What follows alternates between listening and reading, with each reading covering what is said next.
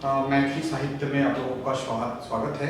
निश्चित अच्छा जो विषय वस्तु है आप लोग आए हो और मैथिली के बारे में बहुत सारी शंकाएं बहुत और तैरती हैं। कुछ लोग रीजनल लैंग्वेज के नाम पर वर्कशॉप में भी नहीं आते, जबकि मैथिली जो है वो पिछले 14-15 सालों में जो है उत्तर भारतीय जितनी भी भाषाएं हैं या जो भी विषय है पूरे यूपीएससी में उसमें सर्वश्रेष्ठ प्रतिशत अंक लाकर जो है हर बार अपना पोजीशन दर्ज करता है। कई सारी विरोधाभासित बातें जो हैं बाजार में चलती हैं। जितने बड़े बड़े संस्थान हैं वो अपने यहाँ के ऑप्शनल को प्रमोट करने के लिए, लड़कों को टैग करने के लिए जो है वो बोलते हैं कि ये सारे जीएस में काम आएंगे, हिस्ट्री काम आएगा, पॉलिटी काम आएगा, ज्योग्राफी काम आएगा, सोशियोलॉजी काम आएगा, साइकोलॉजी काम आएगा। और साहित्य के संदर्भ में अब ये है कि हिंदी भाषाई क्षेत्र जो है वो बोलता है हिंदी साहित्य सही है, संस्कृत साहित्य सही है। कई सारी विरोधाभासें हैं और निश्चित तौर पर संघ लोक सेवा की सारी विषयों में से आप ये समझिए कि सब विषय समान है। संघ लोक सेवा आयोग जो है किसी तरह का डिस्क्रिमिनेशन नहीं करती। यहाँ तक कि ये बिहार पब्लिक सर्विस कमीशन में भी ये सब्जेक्ट है ऑप्शनल मैथिली, और झारखंड में भी प्रपोज है, कभी भी आ सकता है क्योंकि झारखंड ने इसको एक द्वितीय राजभाषा मान ली है और ये विधानसभा से पारित हो चुका है। तो अगले किसी समय में झारखंड में भी आ सकता है। इन 3 जगह ये विषय आपके काम के आने हैं। और सबसे बड़ी बात क्या है कि जो हिंदी की उपभाषाओं में इस भाषा को गिना जाता था, लेकिन 2003 ईस्वी में जो है इसको अष्टम अनुसूची में शामिल किया गया और ये पाया गया कि जितनी भी उत्तर भारतीय भाषाएं हैं उनमें से सर्वाधिक प्राचीन साहित्यिक सामग्री इस भाषा का मौजूद है। वैसे हिंदी का जो बेस है, हिंदी का जो आधार है वो अवधी, ब्रज, मैथिली जैसी भाषाएं ही जो इसकी उपभाषाएं, क्योंकि सबसे पहले उपभाषाओं से जो है एक भाषा का निर्माण होता है। तो पहले उपभाषा आएगी तब जाकर एक भाषा आएगा। तो वही बात है कि उपभाषाएं जो हैं वो फैली हुई थी और इसी कारण से विद्यापति जैसे साहित्यकार, ज्योतिरेश्वर जैसे साहित्यकार पूर्व से ही, आप देखिए कल्चरल हिस्ट्री में भी आपको उन चीजों विद्यापति को पढ़ना है, उनको भक्ति संत के रूप में खड़ा करके रखा जाता है। उनकी पदावली, राधा कृष्ण विषयक पदावली जो है इतनी प्रचारित है और कहते हैं कि ब्रज से लेकर असम तक, उड़ीसा तक, बंगाल तक जो है काल विशेष में राधा कृष्ण विषयक गीतों का प्रचार विद्यापति के प्रभाव से ही हुआ है और विद्वानों में इसमें पूरी तरह से मतैक्य है, कहीं भी कोई दिक्कत नहीं है। सवाल यह है कि मैथिली ही क्यों? तो मैथिली ही क्यों, मैं आपको एक छोटी सी सूचना और सच्ची सूचना देना चाहता हूं, मैं बाजारवाद नहीं, कि पिछले 15 साल में यही विषय है जिसने 50% एबव अपना एवरेज बनाकर रखा हुआ है। आप संघ लोक सेवा आयोग में किसी भी विषय में 50% अंक आना, चूंकि विषय 1 रह गया तो 50% अंक आना आपकी थोड़ी गारंटी लेता है कि आप मेंस में कंपीट कर ही जाओगे। फिर आपका एफर्ट है कि जब आपको इंटरव्यू में मार्क्स आए, सारी चीजें आए।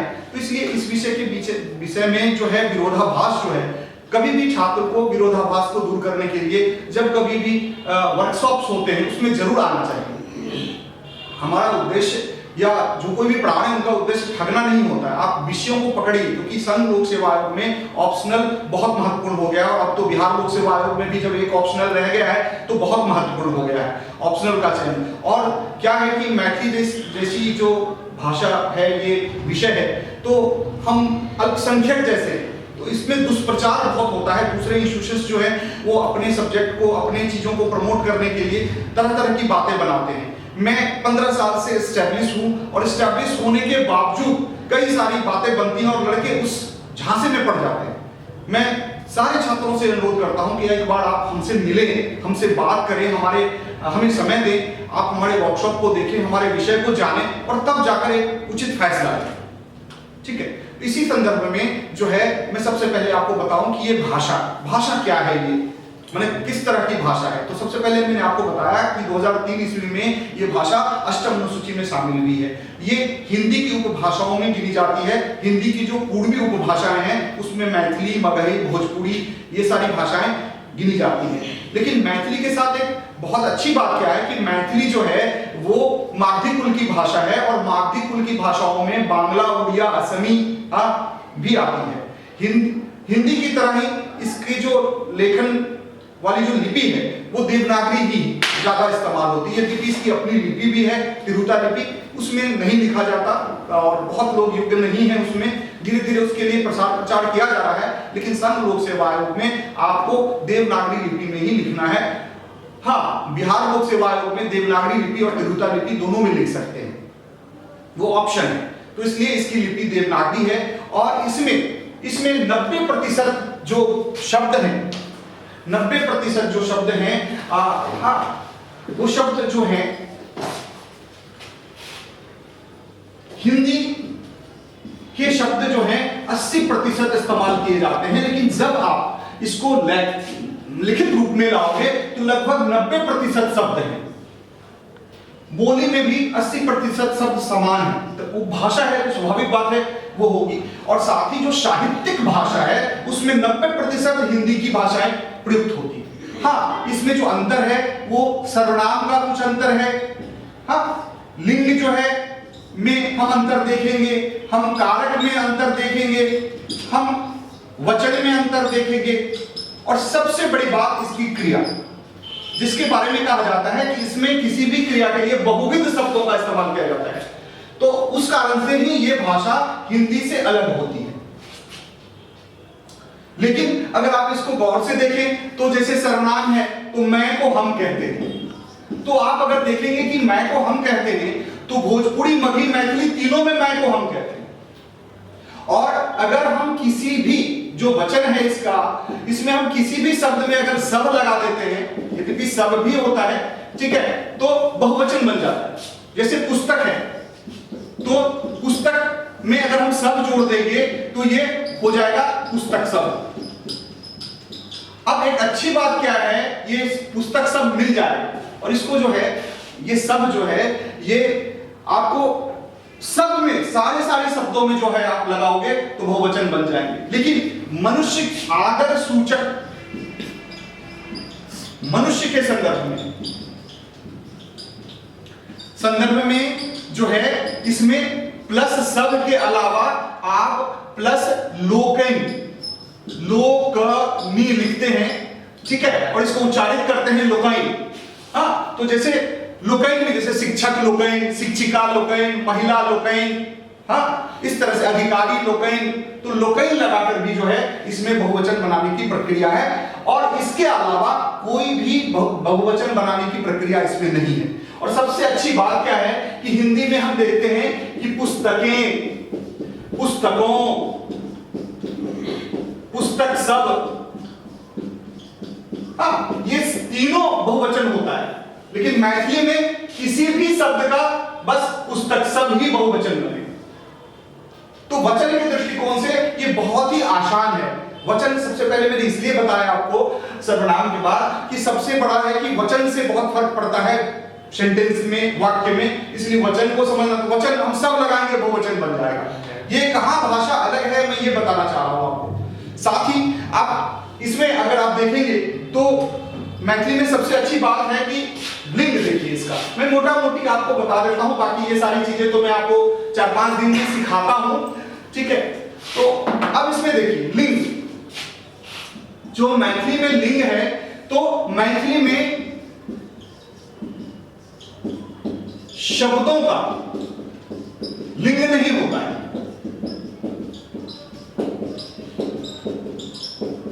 कहने का तात्पर्य है कि आपने हिंदी में पढ़ा होगा लिंग निर्णय करो, ठीक है, तो इसमें लिंग निर्णय जैसी स्थिति नहीं है। जैसे अगर मान लिया जाए, आप इसको ऐसे समझे, जैसे कहते हैं घास हरी है,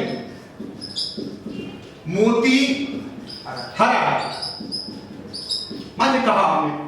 अब इसमें घास हरी है, मोती हरा है, तो क्या हुआ, घास जो है उसको स्त्रीलिंग माना जाएगा, मोती जो है उसको पुल्लिंग माना जाएगा।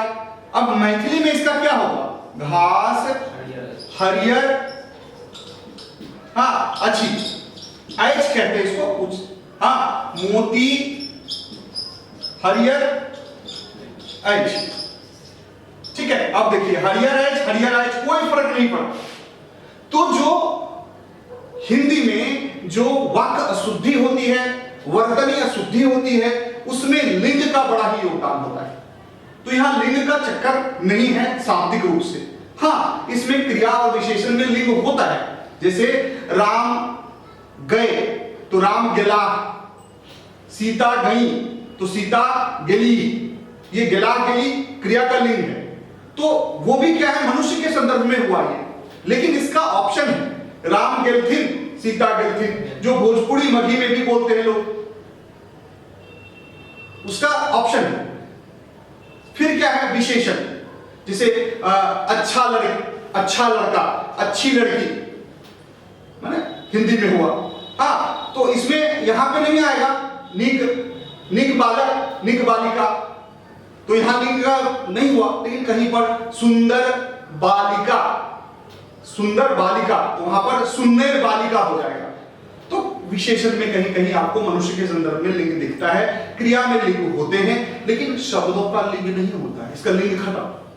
अब जब हम लिंग रूपांतरण करते हैं, जैसे पंडित से पंडितायन, शिक्षक से शिक्षिका, पुरुष से महिला, तो प्रायः शब्दों का हिंदी की तरह ही लिंग परिवर्तन होता है। तो लिंग इसका इतना आसान है। अब जो इसमें मुद्दा है वो है कारक का। कारक जो है, कारक चिन्ह में बस हमें एक रूपांतरण देखना पड़ता है। जैसे मैथिली में कर्ता में सुनने, यहां हिंदी में है सुनने कहते हैं, मैथिली में कर्ता के ने चिन्ह का प्रयोग नहीं होता, ठीक है, मैथिली में नहीं होता कर्ता के ने चिन्ह का प्रयोग। जैसे राम ने रोटी खाई, तो यहां हो जाएगा राम रोटी खैलक, यानी यहां पे ने चिन्ह नहीं है, तो कर्ता का ने चिन्ह का प्रयोग नहीं होता। कर्म में को कहते हैं, हिंदी में को होता है, मैथिली में इसको क्या कहते हैं। लोग क्या करते हैं, जो टॉकेटिव मैथिली है उसमें बार बार के बोला जाता है, इससे आप वर्जना करेंगे, इससे भी आप थोड़ा वर्जना करेंगे, लेकिन कदाचित लिख दिए तो गलती नहीं माना जाएगा, यह आप मान के चलिए। मानकता में इस नुक्ता का, इसका प्रयोग होता है के का। करण से मैथिली में इसको सौ कहते हैं, लेकिन जो शुद्ध मैथिली वाले उसको कई बार 100 लिख देते हैं, ये गलत है, आप मत लिखिए 100। फिर संप्रदान के लिए, के द्वारा, है ना, और मैथिली में के लिए लेल होता है और के द्वारा के लिए द्वारा होता है। देखिए कितनी समानता है। मैं ये बताना चाहता हूं कि जिनको भी हिंदी आती है उनके लिए मैथिली बहुत आसान है, लेकिन आप आओगे नहीं, आप बातें करोगे नहीं, आप एकदम से किसी ने कुछ कह दिया, आपने ले लिया। खास करके मैं न्यू कमर लड़कों को कहना चाहता हूं कि जब वो बोड़ा लेकर के आते हैं, अपना वेडिंग लेकर के आते हैं, मतलब शहरों में, तो वो ना बायस बहुत होते हैं, और जो सीनियर्स होते हैं उनको गलत सलत सब समझाते हैं। अब मैं साफ आपसे अनुरोध करता हूं कि एक बार आप आकर देखिए, फिर आप निर्णय लें। वर्कशॉप्स होते हैं, आप कभी भी शिक्षक से मिल सकते हो, एकाएक किसी के कहने पर आप कैसे निर्णय ले सकते हो। अब किसी ने कह दिया सारी बातें झूठ है, वो आदमी झूठा है, ऐसे करके कहीं होता है। आप पढ़े लिखे लोग हो, नेट मीडिया का जमाना है, आप थोड़ी सी तसल्ली तो कर लो। किसी ने कुछ कह दिया, आप मान गए, सीनियर ने अपना, वो लगातार 10 साल से फेल कर रहे हैं, पीटी भी नहीं हो रहा, वो आपको सजेस्ट कर रहे हैं आप ऐसे करो वैसे करो, तो ये गलत अवधारणा है। खास करके मैं न्यू कमर से रिक्वेस्ट करता हूं ऑलवेज कि आप देखिए, आप क्या है, हम लोग 2-3 दिन 4 दिन दे रहे हैं, आप देख लो भाषा क्या है, भाषा ही तो सीखनी है। बाकी कृष्ण की लीला और सुंदर कांड और बाल कांड पहले से ही पढ़े हुए हो, ठीक है। तो अब देखिए संप्रदान के लिए है यहाँ पे अपादान। अपादान में से होता है, और इसमें जैसे करण में लगाव होता है, यानी जैसे कलम से लिखते हैं, लेकिन इसमें अलगाव होता है, इसको भी सौ ही कहते हैं। फिर संबंध, संबंध में काके की होता है, मैथिली में इसको प्लस क, यानी किसी शब्द में क लगाते हैं। यद्यपि लोग बोलते हुए के का इस्तेमाल काफी करते हैं, इससे थोड़ा वर्जना करेंगे। क, केवल क, जैसे राम का के, राम का, सीता की, बालकों के, तो रामक, सीताक, बालकक, बालक सभक, ठीक है। yes. तो इस तरह से इसको करेंगे। और अधिकरण,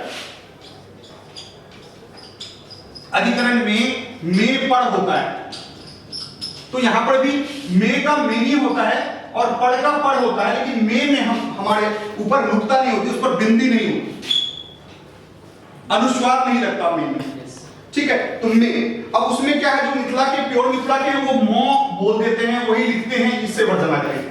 कुछ चीजें हैं जो हम टॉकेटिव वे में बोलते हैं, जैसे मिथिलांचल के जो लड़के हैं ना, उनको पेरेंट्स या कई लोग कहते हैं कि आप बोल तो सकते हो, लिखना बड़ा कठिन है। आप देख लो क्या कठिन है, उन्होंने नहीं रखा तो आपको रखने नहीं देंगे। आप आके तो देखो, आप कमीशन की तैयारी कर रहे हो, आपका गोल तो कंप्लीट करना होना चाहिए। क्या ऐसा है कि मैथिली से कोई लड़का कंप्लीट करेगा तो उसको आईएएस नहीं बनाया जाएगा, उसको आईपीएस नहीं बनाया जाएगा? नहीं, ये तो है। और या उसकी बेइज्जती हो जाएगी। आप संस्कृत पढ़ लिए, पाली पढ़ लिया, आपने हिंदी पढ़ ली, वहां बेइज्जती नहीं है। मैथिली से आपकी बेइज्जती हो रही है। आप इकोनॉमिक्स पढ़ोगे तो टॉपर हुआ था कोई, तो आप भी टॉप कर जाओगे। इस अवधारणा, इस मानसिकता को आपको त्यागना होगा, क्योंकि कमीशन जो है वो साम दाम दंड नीति भेद है, आपको करना होगा। आप इस झांसे में ना रहेंगे कि हम इतिहास रख लेंगे, हम भूगोल रख लेंगे, तो वो जीएस में भी काम आएगा। जीएस का जो इतिहास भूगोल का प्रोपोर्शन है, या इकोनॉमिक्स का प्रोपोर्शन है, या पॉलिटिकल साइंस का प्रोपोर्शन है, उनके कुल विषय के 10 से 15% ही है। तो क्या 10 से 15% करने के लिए आप वो विषय लेकर ही आत्महत्या करो? देखिए, अवधारणा बदलनी पड़ेगी, आपको सोचना पड़ेगा इस पर। नहीं आज सोचोगे तो कल सोचोगे। खास करके हिंदी माध्यम के छात्रों के लिए ऑप्शनल सबसे बड़ी समस्या है।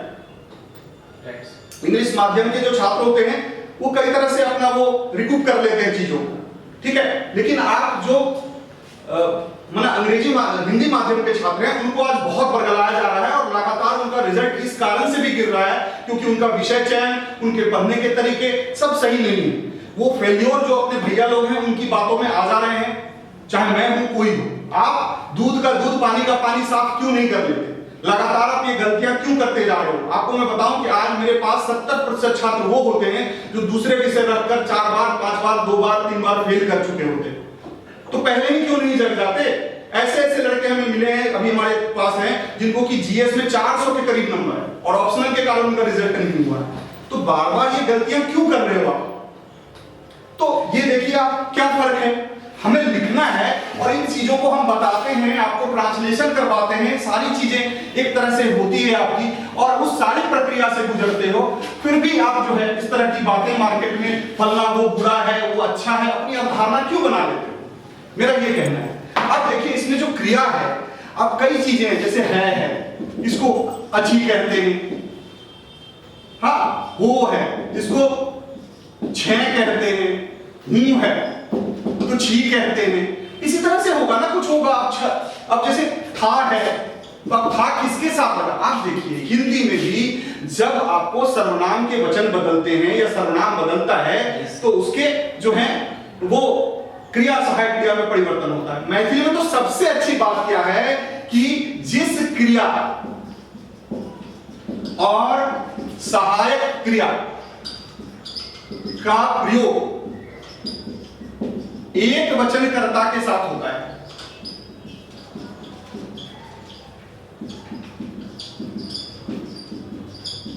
उसी का प्रयोग बहुवचनकर्ता के साथ भी होता है।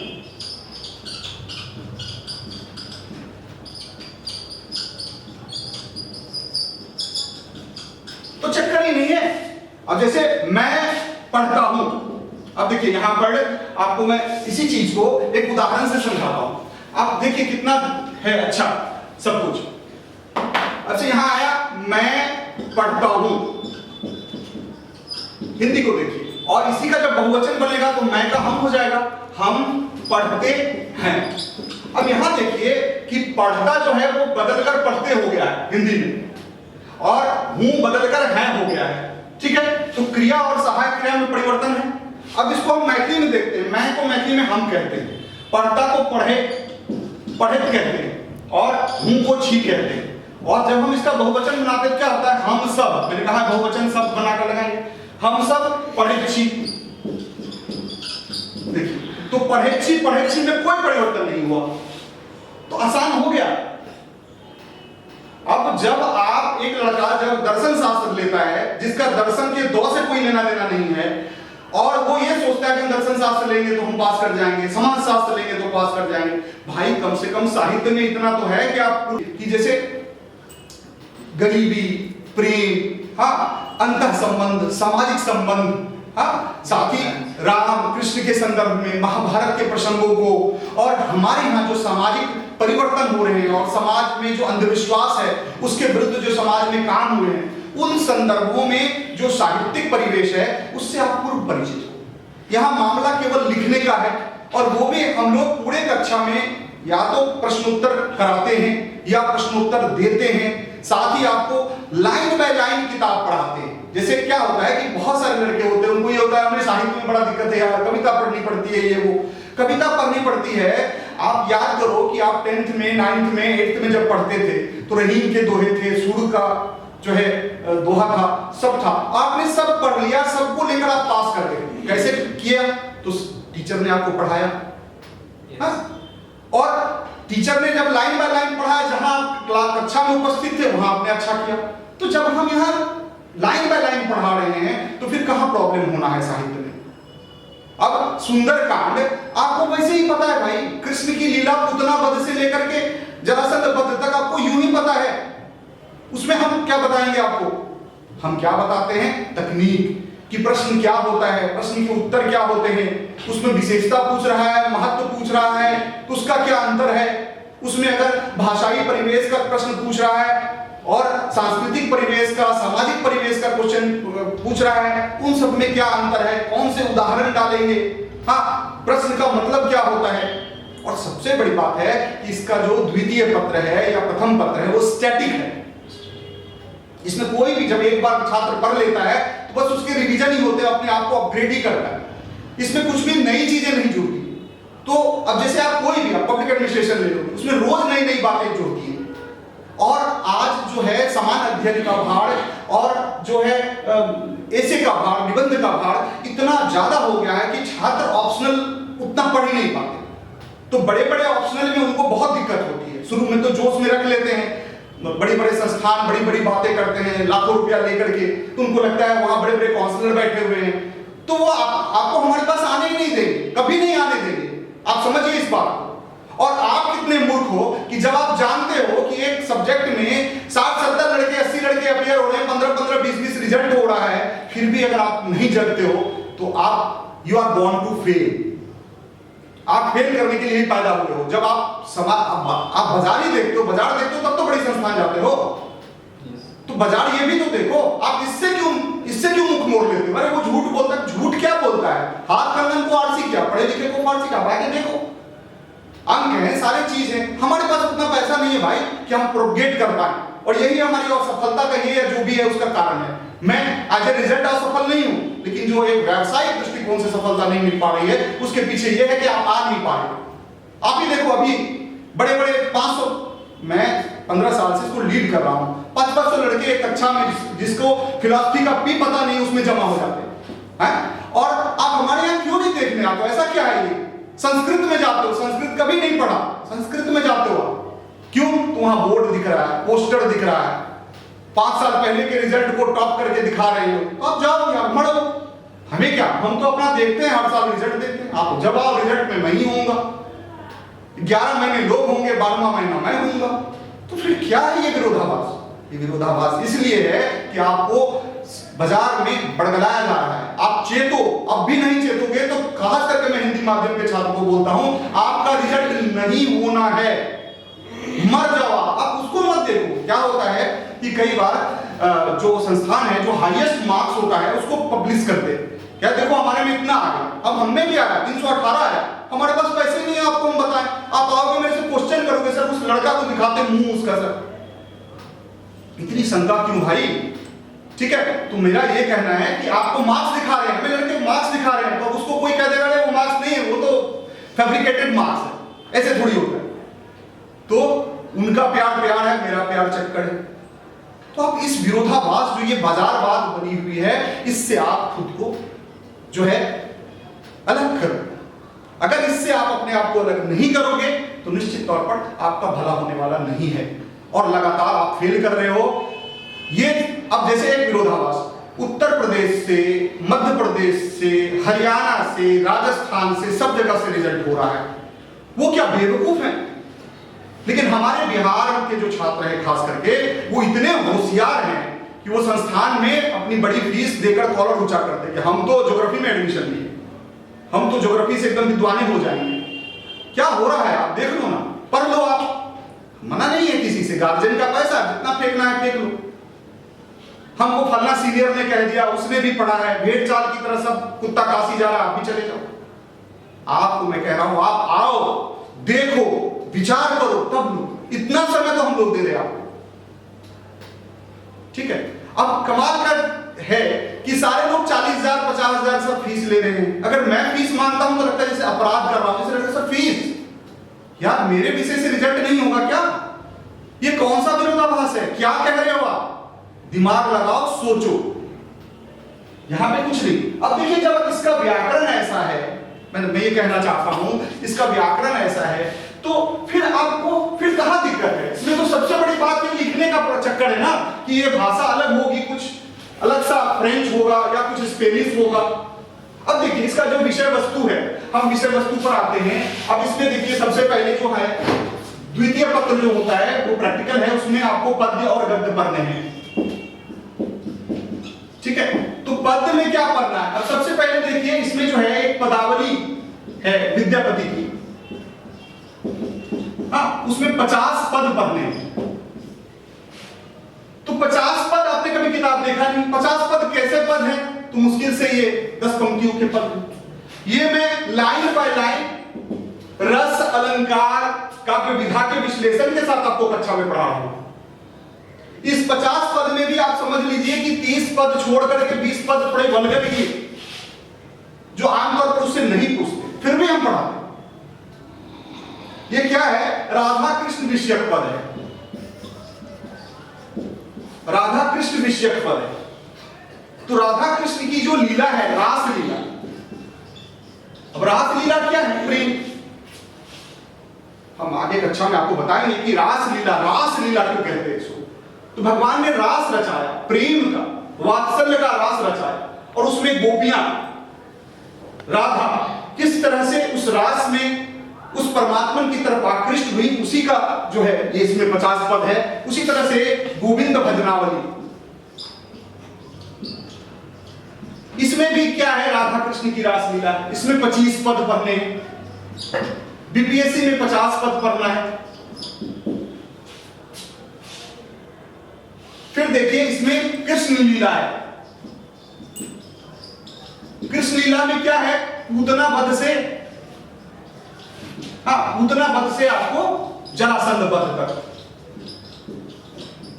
अब ये बताइए कि ये पूतना वध और जरासंध वध तो रोज आप सुन रहे हो, समझ रहे हो, सारा चीज है। तो कृष्ण के संदर्भ में ये 3 किताबें जो हैं आपको पढ़नी है। पद में जो कविता सबसे भारी होता है, इसमें गीत है, एक्चुअली पदावली में और गोविंद भजनावली में गीत है। विद्यापति को आधुनिक साहित्य में गीत का जनक भी कहा जाता है। और फिर जो है ये कृष्ण लीला जो है प्रबंध काव्य है, कथ्य काव्य है, प्रबंध काव्य है। मैथिली में एक अलग परिवेश का ये काव्य है। अब तो इसमें क्या है? अब वो सारी चीजें दी हुई हैं। अब इसके बाद आपको सुंदरकांड पढ़ना है। सुंदरकांड, इसमें जैसे हिंदी में अवधि में रामचरितमानस की रचना जो है, हाँ, तुलसीदास ने की है, उसी तरह हमारे मिथिला में भी जो है, हाँ, कविश्वर चंदा झा ने जो है सुंदरकांड की रचना, मतलब मिथिला भाषा रामायण की रचना की है। उसी का भाग आपको सुंदरकांड पढ़ना है। कथा वस्तु लगभग वही है जो सुंदरकांड की कथा है। हम हनुमान के उस लीला को तो नहीं बदल सकते ना, लेकिन भाषा मैथिली है उसकी। फिर आपको एक बालकांड पढ़नी है। बालकांड, रामायण का बालकांड होता है रामायण की पृष्ठभूमि, है ना। तो रामायण की पृष्ठभूमि में राम का जन्म कैसे हुआ, सीता का जन्म कैसे हुआ, रामायण के पंक्तियों को इन्होंने, कवि ने कहां से लिया, किस चीज से प्रेरित हुए, वो वाला कांड है। तो आप ये बताइए 1 2 3 4 5, ये 5 किताब आपको पहले से ही इसकी कहानी पता है। तो फिर कविता में है, गीत में है, क्या फर्क पड़ता है? कंसेप्चुअल वैक्यूम तो नहीं होगा ना यहां पे। फिर इसमें देखिए कीचक वध। अब कीचक वध इसके प्रोफेसर तंत्रनाथ झा इसके रचयिता हैं। अब देखिए कीचक वध का प्रसंग सभी कोई जानते हैं। महाभारत में जो है अज्ञातवास के क्रम में द्रौपदी के साथ गलत करने का प्रयास किया था, विराट राज के सेनापति ने, कीचक ने और भीम ने उसका वध किया था। ये कहानी भी नोन है आपका, अगर नहीं भी जानते हो तो एक बार कहेंगे तो आप समझ जाओगे। तो ये क्या हुआ, 1 2 3 4 5 6 लिखा। अब इसमें जो है चित्रा, इसके रचयिता है यात्री, जो हिंदी में नागार्जुन के नाम से, नागार्जुन के नाम से जाने जाते हैं। तो नागार्जुन की कविताएं जिस किसी ने मैथिली नहीं रखी, हिंदी रखी है, वो नागार्जुन की कविता से वाकिफ हैं कि नागार्जुन की कविता जो है वो आधुनिक परिवेश में सामाजिक परिवर्तन और सामाजिक विरोधाभास की कविताएं हैं। भुखमरी, मुफलिसी, गरीबी, और यहाँ पर मिथिला है कि मिथिला की जो कुरीतियां हैं उनके उन्मूलन के लिए, मिथिला की जो दुर्दशा है उसके उन्मूलन के लिए इन्होंने 1930 से 1949 के बीच में जो साहित्य रचना की थी, उसी कविता रचना की थी, उन कविताओं का संग्रह है। तो 1930 से 1949 ईस्वी तक की बातों को अपने कविता के माध्यम से प्रस्तुत करने का काम इन्होंने किया है। तो वो भी आपके लिए नोन है। गांधी की हत्या होती है, उस पर कविता लिखते हैं। देश की आजादी होने वाले वो होती है, होने पर क्या आशा है, उस पर कविता लिखते हैं। मिथिला में विधवा विवाह निषेध है, मिथिला में बाल विवाह प्रचलित है, मिथिला में बेटी बेचवा कुप्रथा प्रचलित है, मिथिला में गरीब गुरबा के साथ कैसा सलूक किया जाता है, इन्हीं मुद्दों पर कविता है यात्री की, जो आप समझ रहे हो। और फिर एक दत्तवती है, दत्तवती सुरेंद्र झा सुमन, सुरेंद्र झा सुमन इसके राइटर हैं। दत्तवती ये एक महाकाव्य है, बहुत बड़ा है। इसमें आपको मात्र 10-12 पृष्ठ पढ़ने हैं उस महाकाव्य के। तो दत्तवती में क्या है कि प्रथम द्वितीय शताब्दी ईस्वी में जो अयोध्या की क्या स्थिति थी, उस समय मृगांक दत्त और शशांकवती के दत्त और वती मिलाकर इन्होंने जो है इसके शीर्षक की रचना की है। और किस तरह से मृगांक नेता के रूप में, एक नायक के रूप में अखिल भारतीय संगठन करके, यवनों का विरोध करके अयोध्या की प्रतिष्ठा बचाते हैं। तो 1962-63-71 में जब पाकिस्तान से, चीन से युद्ध हुआ, उस समय जो कवि हैं उन्होंने महसूस किया कि भारत में युवाओं में राष्ट्रीय भावना का कहीं न कहीं जो है वो असर नहीं दिखा। उसी से मर्माहत होकर उन्होंने राष्ट्रीय भावना क्या होता है उससे संदर्भित उन्होंने काव्य लिखा है दत्तवती। बहुत मजेदार है। और इसमें सबसे बड़ी बात है कि आपको जो पढ़ना है उसमें गुरुकुल वर्णन है, शैशव वर्णन और गुरुकुल वर्णन। तो भारत में शैक्षणिक स्थिति के ह्रास और गुरुकुल में शिक्षा की स्थिति का एक तुलनात्मक अध्ययन आप वहां से कर सकते हो। क्योंकि आपको एक IAS ऑफिसर बननी है, आपको एक प्रशासक बनना है, तो शिक्षा के प्राचीन जो हमारे भारतीय इंडोजेनस जो एजुकेशन सिस्टम था वर्सेस मेघालय सिस्टम में क्या डिफरेंस है, कहाँ हम चूक रहे हैं, कहाँ हम नैतिक रूप से जो है अपने बच्चों को विकसित नहीं कर पा रहे हैं। तो देखिए, पढ़ने का दृष्टिकोण है, पढ़ाने का दृष्टिकोण है, आप उसको कैसे लेते हो, किस चीज को कहाँ इस्तेमाल करते हो। मैं तो ये मानता हूं कि नीति शास्त्र जो आपका चौथा पेपर है उसके 90% तथ्य आपको साहित्य में मौजूद है, चाहे कोई भी साहित्य आप पढ़ें। क्योंकि जो समाज का व्यवहारिक पक्ष है, समाज में चाहे प्रशासन से लेकर सामाजिक अंतर संबंध का जो व्यवहारिक पक्ष है वो साहित्य में मुखरता से समक्ष आता है। अब चूंकि अब एक सवाल है, बीच में इंटरप्ट करना चाहता हूं कि मैं सारी चीजें हिंदी में बोल रहा हूं, क्योंकि ये इंट्रो क्लास है, इंट्रोडक्टरी क्लास है। इसमें बहुत सारे लड़के राजस्थान से, हरियाणा से, उत्तर प्रदेश से हैं और जो मेरे पढ़ाने का माध्यम है वो द्विभाषी है। जब मैं पढ़ाऊंगा आपको तो दोनों भाषाओं में पढ़ाऊंगा, हिंदी में भी बोलता हूँ, मैथिली में भी बोलता हूँ। यहाँ पर चूंकि इंट्रोडक्टरी क्लास है इसलिए मैं हिंदी में बोल रहा हूँ। इसलिए क्षमा चाहता हूँ जो मैथिली के लड़के हैं उनका सबसे कहै छियनि जे हमरा मैथिली बाजऽ आबैए, हाँ ठीक छै, अब हम अहाँके पढ़ायब, कोनो दिक्कत नहीं छै मैथिली में से। अहाँ हमर जे छै से कोनो अथी जे छै जतऽ कतौ हम बाजल हेबै से अहाँ देख सकै छी ओकरा। तो निश्चित तौर पर तो क्या हिंदी वाले को भी समझ में आ रही? हाँ समझ में आ, समझ में सबको आती है। क्योंकि देखिए ये जो रीजनल लैंग्वेजेस है ना उसमें बहुत समानता है। बहुत आपको आश्चर्य होगा कि गुजराती आप जब सुनोगे और मैथिली सुनोगे तो बहुत सारे शब्द आपको समान मिलेंगे। क्योंकि ये जो उत्तर भारतीय परिवेश की भाषा है ना उनका आधार संस्कृत है, फिर प्राकृत है, फिर आपका भ्रंश है, उसी प्रक्रम से ये विकसित हुई है।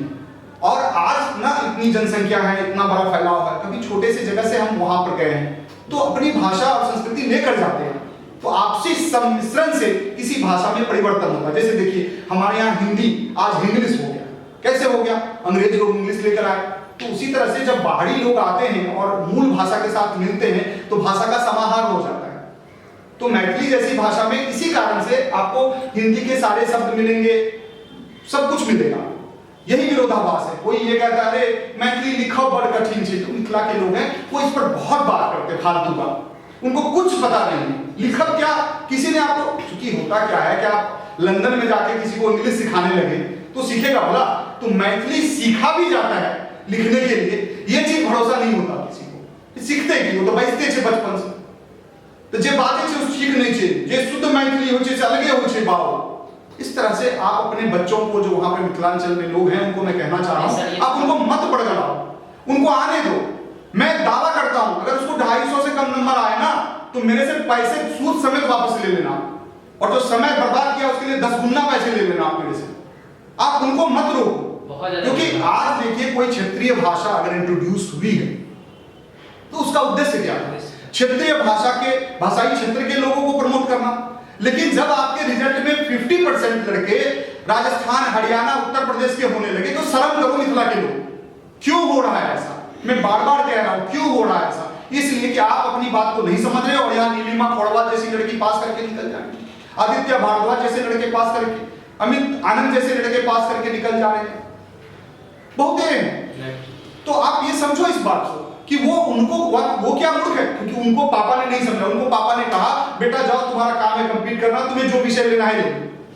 लेकिन हमारे यहाँ तो 90% जो गार्जियन हैं तथाकथित पढ़े लिखे, जिन्होंने अपने जीवन में बहुत हासिल नहीं किया है, वो बहुत सेंसिटिव होकर कुछ भी कह देते हैं। जबकि अब एक विरोधाभास ये भी है कि मैथिली जो है केवल मधुबनी जिला की भाषा है। अब समस्तीपुर के लड़के आते हैं, रोसड़ा के लड़के आते हैं, खगड़िया के लड़के आते हैं, बेगूसराय के लड़के आते हैं, पूर्णिया के, सहरसा के। सर मैथिली तो दरभंगिया की भाषा है ना। अरे यार कोई नहीं, सारी मैथिली है।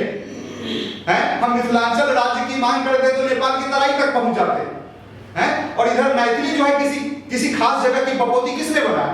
गलत प्रवृत्ति है, हमने मान लिया इस चीज को। कोई नहीं कहता कि मेरी बपोती है, सबकी मातृभाषा है मैथिली। ये सारी मैथिली की बोलियां हैं। यहां तक कि मैं आपको बोलूं कि जो अंगिका, हाँ जब आंध्र प्रदेश होगा तब उसकी भाषा होगी तो अंगिका होगी, लेकिन वर्तमान समय में मैथिली ने अंगिका को अपनी उपभाषा मान रखा है, बज्जिका को उपभाषा मान रखा है। अब बज्जिका वाले कहते हैं हम तो मगह के साथ हैं, हम भोजपुरी के साथ हैं। तो ये विरोधाभास है। लेकिन आप सब मिला के अब देखिए एक कमाल की बात हो, तो मगही और मैथिली का एक अंतर देखिए। अब जैसे हमने कहा घास हरिहर एच या घास हरिहर छै, अब मगही वाले क्या बोलेंगे? घास हरिहर हई।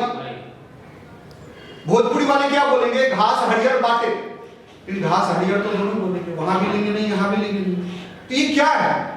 इसीलिए ग्रियर्सन ने कभी इन सारी भाषाओं को, भोजपुरी, मगही, मैथिली को बिहारी भाषा कहा, क्योंकि उनको यही समझ में आई कि इन भाषाओं में भले प्रोनाउंसिएशन का प्रॉब्लम है, अलग अलग है, क्योंकि वो परिवेशगत है, लेकिन ये भाषा एक ही तरह की है। तो भाषा वैज्ञानिकों ने भी इन भाषाओं में समानता देखी है। अवधी देखो, ब्रज देखो, उनकी भाषा गौर से सुनो तो आपको लगेगा ये सारी भाषाएं एक लिंक की तरह है। तो फिर इन क्षेत्र के लड़के को इस भाषा को ऑप्ट करने में क्या प्रॉब्लम है? मैं प्रॉब्लम जानना चाहता हूं। आप एक इतिहास में जितना देर में आप एंशिएंट पढ़ते हो ना, उतनी देर में मैथिली की 3 बार रिवीजन होती है। क्या होगा? ये फारसी होगा ना, रट लेंगे, यही करेंगे। लेकिन हमारे में रटना ही नहीं। आप सुंदरकांड की बातें रटोगे, बालकांड की बातें रटोगे, आप क्या करोगे बताओ? नहीं होगा ना, रटना नहीं होगा। वो समझना है, परसेप्शन आपको लिखना आना चाहिए, लिखने की प्रक्रिया करें।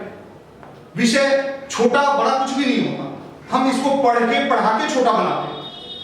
आप बगैर पढ़े हुए, जैसे एक अवधारणा ये भी है कि कुछ छात्र हैं हमारे यहाँ जो नोट कलेक्टर हैं, वो यहाँ का नोट, वहां का नोट, वहां का नोट लेकर के मैथिली तो आसानी है, इस तरह से भी वो बर्बादी करते हैं। मैं ये नहीं कहता कि आप मेरे पास आओ किसी के पास, आप पढ़ो, लेकिन अगर आप कक्षा में पढ़ते हो तो वो चीज आपके दिमाग में रिटेन करती है, वहां पर आपको रटना नहीं पड़ता, याद नहीं करना पड़ता। और जब प्रश्न जो है बहुविध ढंग से आते हैं तो आप क्या है, हर प्रश्न में एक टॉपिक पढ़ा वही आंसर लिख रहे हैं, तो उससे अंक पर प्रभाव पड़ेगा ना। क्यों? बेवकूफ तो कॉपी नहीं जांचते ना। अब हमें कई छात्र पूछते हैं कि सर ये मिथिला के टीचर ही तो कॉपी जांचते होंगे। हाँ, जो मैथिली जानते हैं, जो उसके प्रोफेसर रहे वही कॉपी जांचेंगे, ऑब्वियस है। हिंदी जो जानते हैं, जिसके प्रोफेसर है वही, तो सर मैंने कहने का तात्पर्य सर वो तो ज्यादा मार्क्स दे देते होंगे।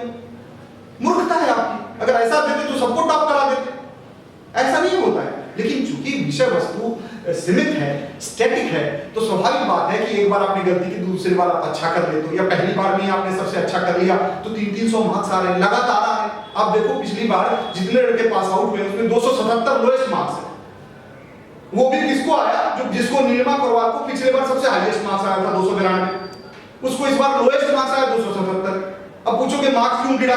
निश्चित तौर पर वो ट्रेनिंग में थी, 11th आवर में अभ्यास नहीं कर पाई, एग्जाम देने के लिए चली गई, कुछ कमियां हुई हों, थोड़ा सा डिविएशन हुआ। तो देखिए सेकंड पेपर में उनको उतना ही अच्छे मार्क्स आए, फर्स्ट पेपर में थोड़े मार्क्स उनके गिरे, इसलिए कि वहां पर थोड़ा याद करना पड़ता है, उस समय उनको टाइम नहीं मिला। ठीक है, तो ये चीजें होती, ऊपर नीचे होगा, या आपसे क्या परिस्थिति थी नहीं आप कह सकते। लेकिन ये जो एक संघर्ष है, और उस संघर्ष में जो अंक आए हैं वो स्पष्ट रूप से इस चीज को बताते हैं कि कोई भी इसमें बेहतर कर सकता है। अब देखिए इसके जो गद्य हैं, आप इसके गद्य को देखिए, आप जो ये तो पद्य है, इसमें सारे पद्य थे। एक समकालीन कविता है जिसमें कि आपको समसामयिक मुद्दों की कविताएं हैं, वो एक्चुअली मैं कक्षा में नहीं पढ़ाता, इसलिए कि उसमें 64 कविताएं हैं और उसको रिटेन करना बड़ा मुश्किल होता है। लेकिन उसमें भी जो प्रमुख कविताएं होती हैं वो आपको मैं इंटरप्रेट कर देता हूं, ताकि आपको व्याख्या में या प्रश्नोत्तर में दिक्कत ना हो। अब देखिए इसके गद्य में सबसे पहले वर्ण रत्नाकर है। इसके रचनाकार हैं जो है कवि शेखराचार्य, ये उपाधि इनकी ज्योतिरेश्वर ठाकुर। इनको संपूर्ण जो है उत्तर भारतीय साहित्य में सबसे प्राचीन गद्यकार माना जाता है। और इस पुस्तक को, और इसमें आपको केवल द्वितीय कल्लोल पढ़ना है, द्वितीय कल्लोल, जिसमें कि नायिका वर्णन है, इसका उपशीर्षक, और इसमें नायक और नायिका यानी राजकुमार और राजा, युवराज और राजकुमारी कैसे हो, उसका कैसा गुण हो, कैसा उसका सौंदर्य हो, कैसी हो एक नायिका देखने में, और नायिका की सखिया कैसी हो, उसके पीछे मध्यकालीन परिवेश में ऐतिहासिक महत्व का ग्रंथ है। लेकिन आपको केवल नायिका वर्णन इसमें पढ़ना है, यानी मात्र 3-4 पृष्ठ इसमें आपको पढ़ने हैं। ये पहला आपका गद्य है। अब दूसरा खट्टर कटाक्षपन। ये खट्टर कटा जो मिथिला के हैं वो बड़े वाकिफ हैं खट्टर कटा नाम से। और इसमें क्या है, ये इसके रचयिता हैं प्रोफेसर हरिमोहन झा, और प्रोफेसर हरिमोहन झा को मैथिली साहित्य में व्यंग्य सम्राट कहा जाता है। तो इन्होंने जो है समसामयिक जो मुद्दे हैं, जो हमारे सांस्कृतिक सामाजिक मुद्दे हैं, उन सामाजिक सांस्कृतिक मुद्दों पर व्यंग्य लिखा है कि किस तरह से हम लोग अंधविश्वास में आकर अपनी संस्कृति का जो है नाश कर चुके हैं।